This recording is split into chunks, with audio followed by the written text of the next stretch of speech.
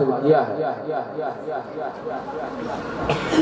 ابھی آپ نے اسی آیت کی روشنی میں حضرت مولانا سید معراج اشرف گیلانی مدد اللہ نورانی سے آپ نے چند کلمات سماعت فرمائے. مجھ سے بھی کچھ آیت پاک کی روشنی میں گلا متاثر ہو گیا اور میں کلام پیش کرتا، مگر کسی وجہ سے گلا متاثر ہو گیا. ماحول تو بہت اچھا بنا تھا الحمدللہ، بعد میں پتہ نہیں کیا ہو. میں مائک کو بھی دوش دے دوں گا.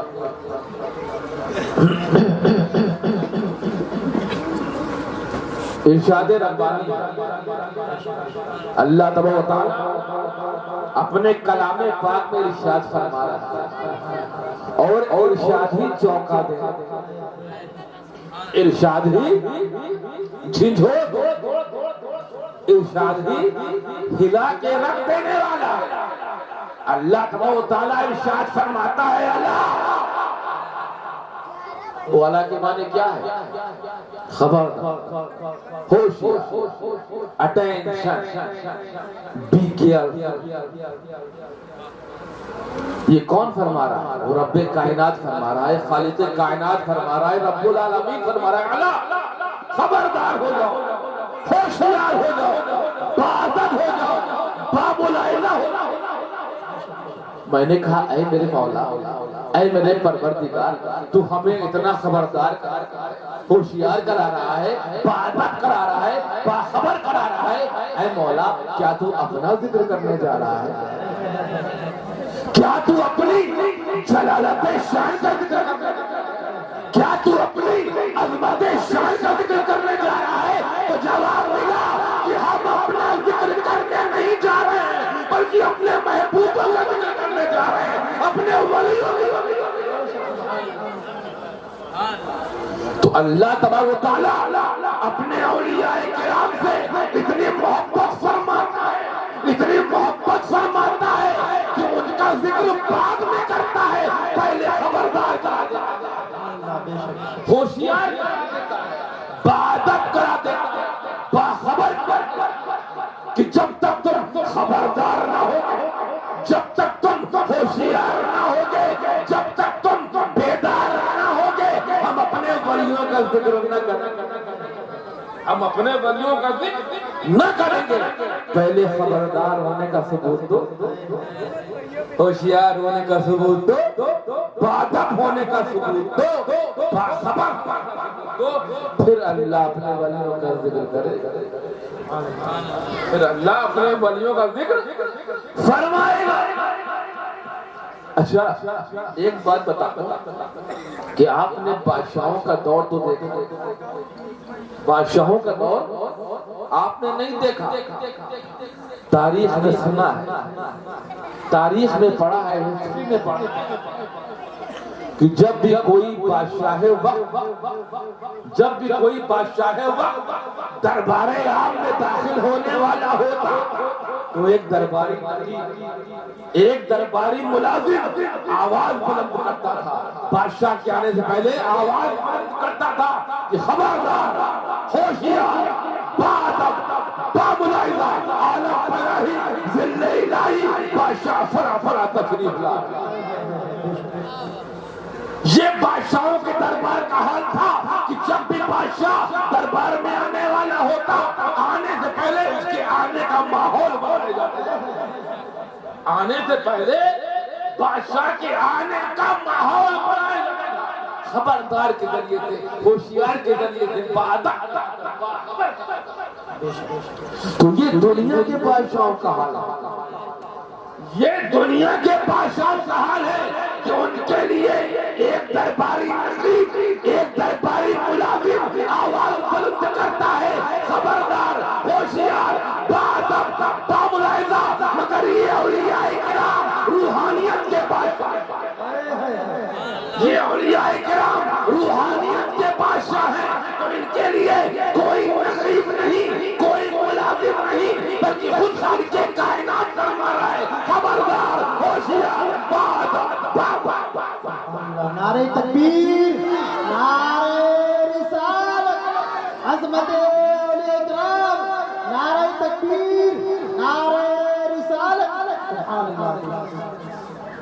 اللہ تبارک و تعالیٰ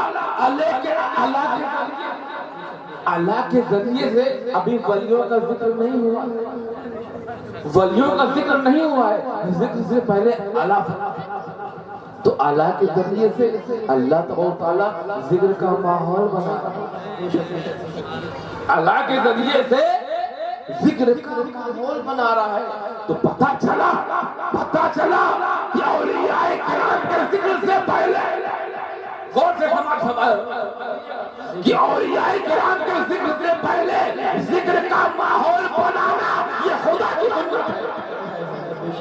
اولیاء کرام کے ذکر سے پہلے ذکر کا ماحول بنانا یہ خدا کی قدرت ہے۔ ارے میں آپ اور شیخ صاحب اللہ شاہ رحمۃ اللہ علیہ کہ اس کے جن حضرات نے محفل سجائی آراستہ کیا ہے، شامیانہ لگایا ہے، اسٹیج لگایا ہے، لائٹیں، تو یہ کب کیا؟ یہ ذکر سے پہلے ہی تو کیا۔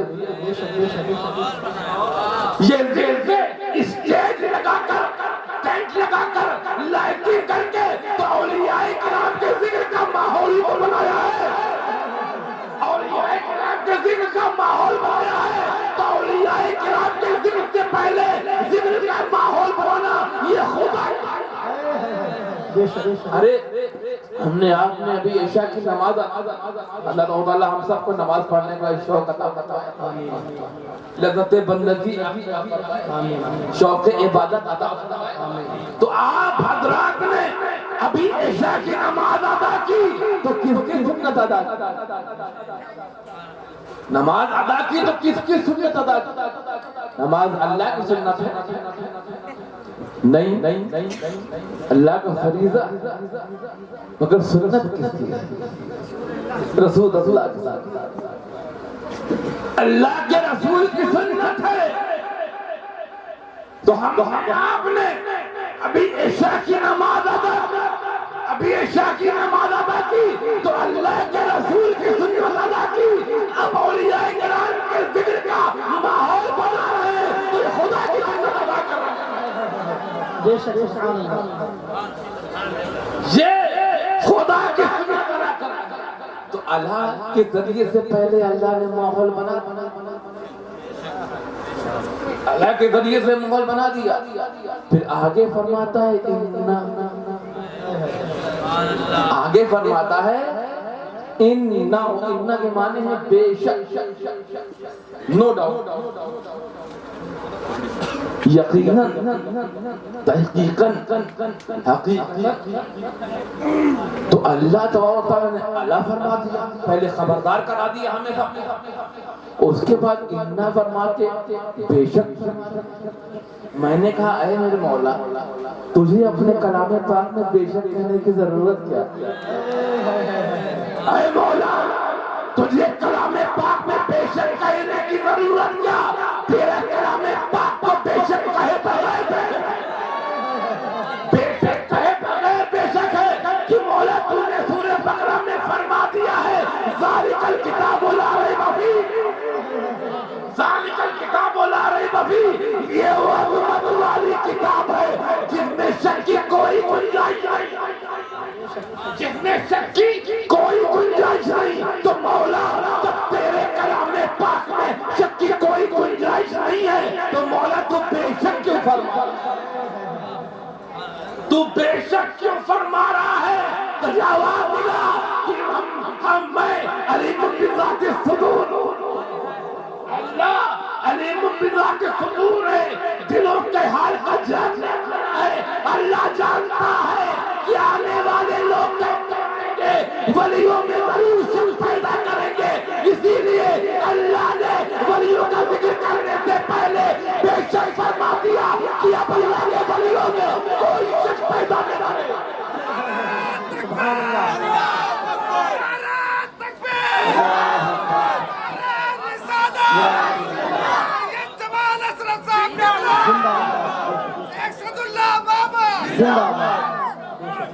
ارے اللہ اپنے ولیوں کا ذکر کرنے سے پہلے بے شک فرما رہا ہے، اور یہ کیسے گستاخ گمراہ لوگ ہیں وہ شک پیدا کر رہے ہیں۔ اللہ تو اپنے ولیوں ولیوں کا ذکر بے شک سے فرما رہا ہے، یہ کون لوگ ہیں جو شک کرتے ہیں؟ میں کہتا ہوں کہ وہ اللہ کے ولیوں پہ شک نہیں کر رہے ہیں، وہ اللہ کے ولیوں پہ شک نہیں کر رہے ہیں، بلکہ اللہ کے بے شک پہ شک کر رہے ہیں۔ وہ اللہ کے ولیوں پہ شک نہیں کر رہے ہیں، بلکہ اللہ کے بے شک پہ شک کر رہے ہیں۔ کتنی بڑی جرأت، اتنی بڑی ہمت، اتنی بڑی جسارت کہ اللہ کے بے شک پہ شک کرے۔ کس کے اندر اتنی ہمت ہے کہ بے شک پہ شک کرے؟ ارے بے شک تو بہت دور کی بات۔ علماء کرام بیٹھے ہوئے، پیران اعظام بھی تشریف فرما ہے، آپ پوچھئے کہ کلام پاک میں جیسے بے شک کے لیے انا بولا جاتا ہے، بے شک کے لیے انا بولا جاتا ہے، ایسے ہی ایک کلام پاک میں شک والا شک والا لفظ ہے جسے لاللہ کے معنی ہوتا ہے شاید، لاللہ کے معنی کیا ہوتا ہے؟ شاید ہوتا ہے۔ اور کلام پاک میں متعدد جگہ فرمایا لعلکم تفلحون، لعلکم تفلحون، شاید کہ تم کامیاب ہو، شاید کہ تم سمجھو۔ اللہ نے فرمایا ہے لعلہ کلام پاک میں، مگر لعلہ شک کے معنی میں بولا جاتا ہے، شک کے معنی میں بولا جاتا ہے۔ یہاں ایک سوال اور پیدا ہوا، یہاں ایک سوال اور پیدا ہوا کہ شک والا لفظ وہ بھی کلام پاک میں، شک والا لفظ لعلہ جب شک کے معنی میں بولا جاتا ہے تو لعلہ کلام پاک میں کیسے؟ تمام مفسرین کرام کا اتفاق ہے کہ لعلہ فی کلام اللہ للتحقیق، لعلہ فی کلام اللہ للتحقیق، اگر لعلہ کو کلام پاک میں کے باہر، اگر لعلہ کو کلام پاک کے باہر استعمال کیا جائے تو وہ شک کا معنی دیتا ہے، اگر وہی لعلہ کلام پاک میں داخل ہو جائے تو وہ یقین کا معنی دیتا ہے، اگر وہی شک والا لفظ کلام پاک میں آ جائے تو وہ یقین کا معنی دیتا ہے۔ سوچئے مومنوں کہ جب ایک شک والا لفظ کلام پاک میں داخل ہو جائے تو وہ یقین کا معنی دے، تو اللہ تبارک و تعالیٰ جب بے شک فرما دے تو یقین کا پایا کتنا بڑا بے شک، بے شک۔ اب بولو اب بھی شک کرو، اب بھی بے شک پہ شک کرو گے؟ ارے میں کہتا ہوں کہ اب جو بے شک پہ شک کرے گا ہمیں اس پر شک ہو جائے گا۔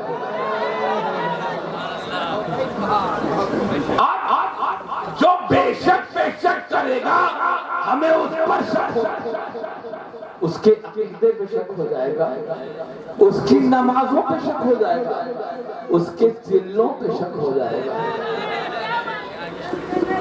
اس کے چلوں پہ شک ہو جائے گا۔ اسے اتنی بڑی جرأت، اتنی بڑی مجال، اتنی بڑی گستاخی، اتنی بڑی بے ادبی کہ اللہ کے بے شک پہ شک کر رہا ہے تو وہ بھی شک کے دائرے میں آئے، وہ بھی شک کے دائرے میں آ جائے۔ تو ان اولیاء اللہ لا خوف علیہم ولا هم یحزنون، اللہ کے ولیوں کو نہ کوئی خوف ہے نہ کوئی، انہیں کیا خوف ہے؟ جن کی تعریف اللہ تبارک و تعالیٰ اپنے کلام پاک میں بیان کرتا ہے، انہیں کیا خوف ہے؟ ارے ان کے دامن سے جو وابستہ ہو جائے وہ بے خوف ہو جائے، وہ بے غم ہو۔ اچھا ایک بات اور بتا کہ یہاں اللہ فرما رہا ہے لا خوف علیہم، کوئی خوف، لا خوف، کوئی خوف، لا خوف علیہم، علی کے معنی ہوتا ہے پر، ہم مطلب ان کے اوپر کوئی خوف نہیں۔ تو معلوم ہوا کہ خوف ولیوں کے اوپر نہیں ہے، خوف ولیوں کے اوپر نہیں ہے بلکہ ولیوں کے نیچے ہے۔ خوف ولیوں کے اوپر نہیں ہے بلکہ ولیوں کے نیچے ہے۔ کیا مطلب؟ ان کے قدموں تلے دبا ہوا، ان کے قدموں تلے خوف دبا ہوا ہے۔ خوف ان سے خوف کھاتا، غم بھی ان سے بھاگتا۔ لا خوف علیہم الذین آمنوا وکانوا یتقون، اور یہی اولیاء کرام ایمان والے ہیں۔ اللہ تعالیٰ کن کو ایمان والا فرما رہا ہے؟ اولیاء کرام کو ایمان والا فرما رہا ہے۔ تو ان اولیاء کرام کو اللہ تبارک و تعالیٰ نے ایمان کی سند عطا فرما دی، ایمان کی ڈگری عطا کر دی ہے۔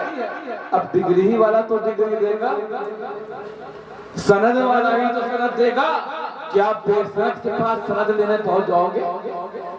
بے سند کے پاس سند لینے پہنچ جاؤ گے، نہ وہ سند یہاں کام آئے گی نہ وہاں کام آئے گی۔ تو اولیاء کرام مستند اللہ نے انہیں مستند کیا ہے، تو اب جو مستند ہے وہی سند دے سکتا ہے۔ تو ان اولیاء کرام کے آستانے پہ جائیے، وہیں آپ کو ایمان کی سند عطا ہوگی۔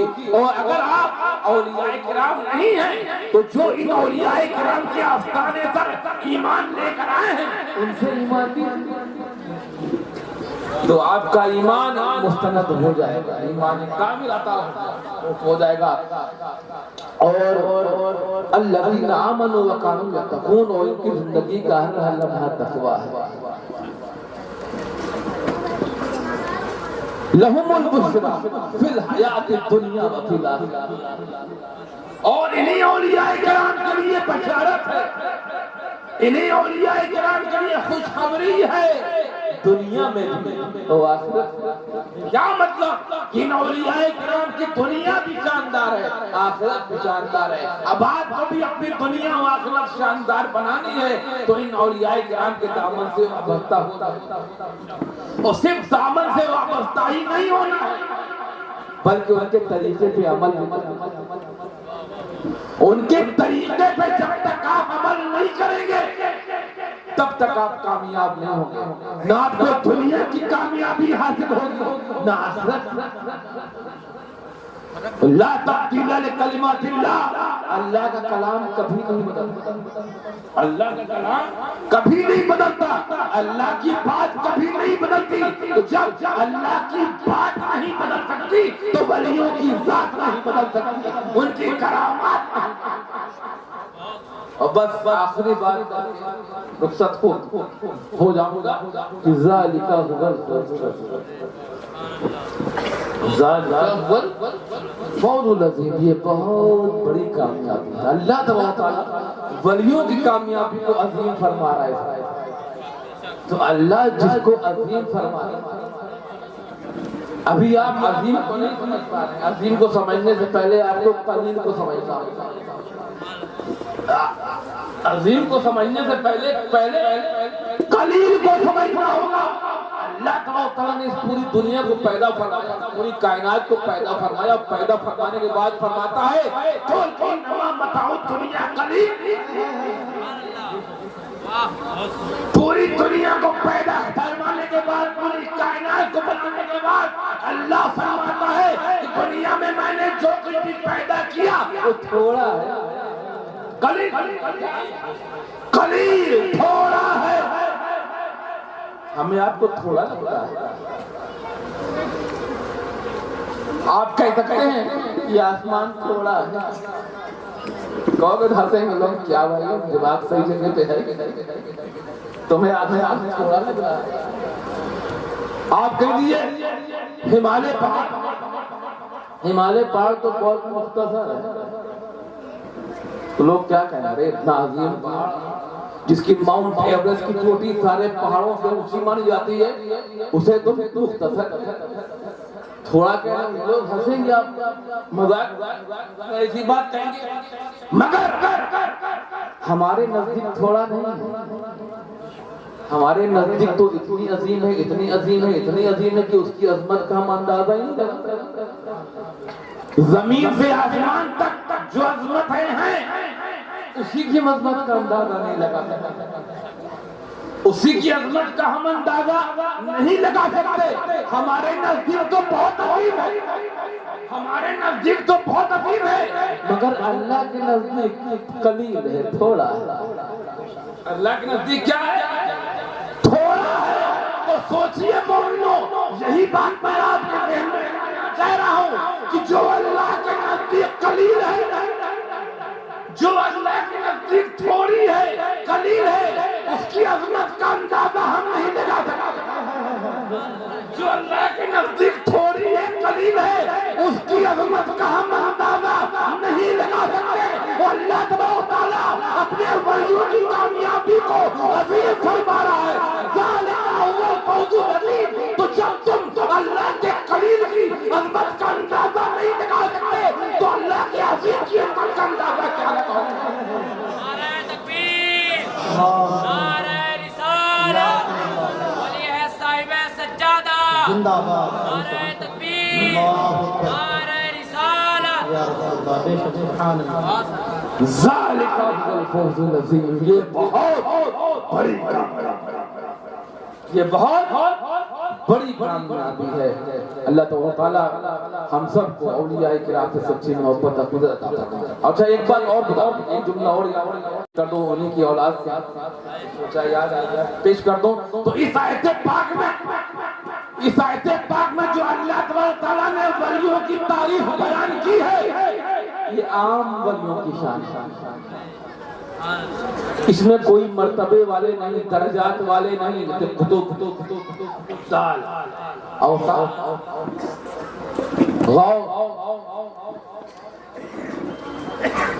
یہ عام اولیاء کرام، یہ عام اولیاء کرام کی شان ہے۔ ایک جملے میں کہتے ہیں یہ گردن والے اولیاء کرام کی شان ہے۔ یہ گردن والے اولیاء کرام کی شان ہے۔ تو سوچئے کہ جب گردن والے اولیاء کرام کی شان کا تم اندازہ نہیں لگا سکتے تو قدم والے حضور غوث اعظم شیخ عبد القادر جیلانی رضی اللہ تعالیٰ عنہ کی شان کا اندازہ کیسے لگاؤ؟ جو خود فرماتے ہیں بغداد سے دوسری کہ میرا یہ قدم تمام اولیاء کرام کی گردن پر، تمام اولیاء کرام کی گردن پر ہے۔ 313 اولیاء کرام بغداد شریف میں سب ایک ایک کر کے اٹھے اور حضور کا قدم اپنی اپنی گردن پر رکھا، اور اپنی ولایت کا ولی اپنے ولایت کی سرک اور غوث اعظم کی یہ آواز صرف بغداد میں ہی نہیں بلکہ دور دراز جہاں جہاں اولیاء کرام تھے وہاں تک پہنچی۔ کونے سب اولیاء کرام نے اپنی گردن، جو دور دراز اولیاء کرام تھے اپنی اپنی گردنیں جھکا لی۔ اسی وقت خراسان ایک نوجوان عبادت الہی میں مشغول تھا، عبادت الہی میں مشغول تھا، وہ بھی اس کے بھی کانوں تک حضور غوث اعظم کی آواز پہنچی تو وہ بھی ادب سے کھڑا ہو گیا اور اس نے بھی وہی جواب دیا کہ یا غوث اعظم، ارے آپ کا قدم صرف میری گردن پر ہی نہیں بلکہ میرے سر پر آپ کا قدم، میری آنکھ پہ آپ کا قدم۔ اور اس کا یہ جواب حضور غوث اعظم تک پہنچ گیا، حضور غوث اعظم تک اس نوجوان کا جواب پہنچ گیا۔ حضور غوث اعظم نے وہی مہینے میں اعلان فرمایا کہ جواب سب نے دیا، جواب سب نے دیا، مگر ایک نوجوان نے بے مثال لاجواب جواب دیا، تو اس کو بھی ہم لاجواب ہم درجہ کرتے ہیں، لاجواب بے مثال مقام کرتے ہیں، ہم सुल्तान हिंद बन गए, हमसे सुल्तानुल हिंद। वो हुजूर ख्वाजा गरीब सिकंदरी अजमेरी रज़ियल्लाहु ताला अन्हु का दौर था, आपने वहीं से जवाब दिया। तो ये औलिया किराम की शान है। अल्लाह ताला अपने औलिया किराम से सच्ची अकीदत रखने वालों से कभी से मोहब्बत फरमाता है। इसीलिए हजरत जिब्रील अलैहिस्सलाम से फरमाता है कि ऐ जिब्रील मैं इस बंदे से मोहब्बत करता हूँ, ऐ जिब्रील तुम भी इससे मोहब्बत करो। जिस बंदे को अल्लाह अपना महबूब बना लेता है तो फरिश्तों से फरमाता है कि अल्लाह इस बंदे से मोहब्बत करता है, फरिश्तों तुम सब उस बंदे से मोहब्बत करो। तमाम फरिश्ते उस बंदे से मोहब्बत, वो जब अल्लाह का, वो जब रब का महबूब, वो जब रब का महबूब हो गया तो सबका महबूब, जो रब का महबूब हो गया वो सबका महबूब हो गया। अल्लाह ताला हमें और आपको औलिया किराम से सच्ची मोहब्बत अक़ीदत अता फरमाए, उनके रास्ते पे चलने की तौफीक अता फरमाए। वमा अलैना इल्लल बलाग। अस्सलामु अलैकुम व रहमतुल्लाहि व बरकातहू।